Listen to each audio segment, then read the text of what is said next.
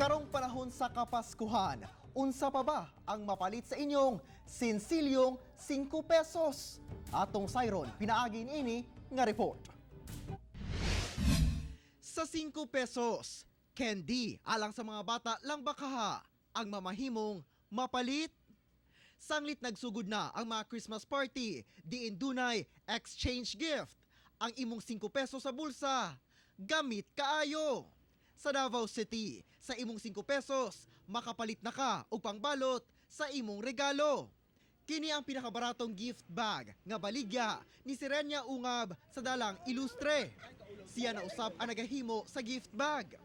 Dunasay tag 8 pesos, 20, 40 og 50 pesos depende sa gidak-on ug materyales nga gigamit. Mao gyapon ang presyo pero ang mga materyales ang napalit nagsaka ang uban-uban wala.